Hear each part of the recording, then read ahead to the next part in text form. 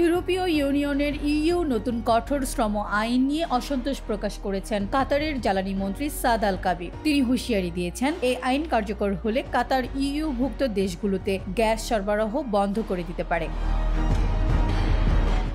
22 December রোববার financial টাইমসকে দেওয়া এক সাক্ষাৎকারে সাদ আল কাবি বলেন, ইউর নতুন শ্রম আইন বাস্তবায়িত হলে তা কাতারের জ্বালানি খাতে ব্যাপক প্রভাব ফেলবে। চলতি বছরে ইউতে পাশ হওয়া কর্পোরেট সাস্টেইনেবিলিটি ডিউ ডিলিজেন্স নামে এই আইনে বলা হয়েছে, শ্রম আইন লঙ্ঘনকারী প্রতিষ্ঠানগুলোতে বার্ষিক লাভের 5% জরিমানা গুনতে হবে। কাতারের মতে এই জরিমানা দেশটির জ্বালানি রাজস্বের উপর বড় আঘাত হানবে। বিশ্বের অন্যতম শীর্ষ তরল গ্যাস এলএনজি রপ্তানিকারক দেশ কাতার মনে করে এই আইন তাদের অর্থনীতিতে বড় ধাক্কা দেবে। মন্ত্রী সাদ আল কাবি বলেন, এই আইনটি পুনর্বিবেচনা করা উচিত। এই ধরনের পদক্ষেপ আমাদের জ্বালানি রপ্তানির উপর চাপ সৃষ্টি করবে।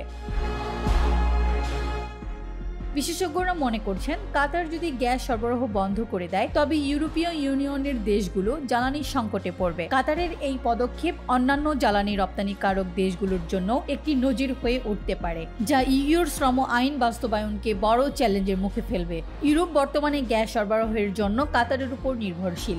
এ পরিস্থিতিতে কাতারের এমন হুমকি ভুক্ত দেশগুলোর জ্বালানি নিরাপত্তায় শঙ্কা সৃষ্টি করতে পারে।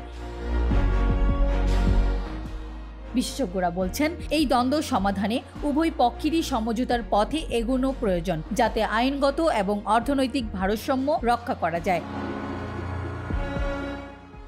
ঠিকানা নিউজ ডেস্ক রিপোর্ট।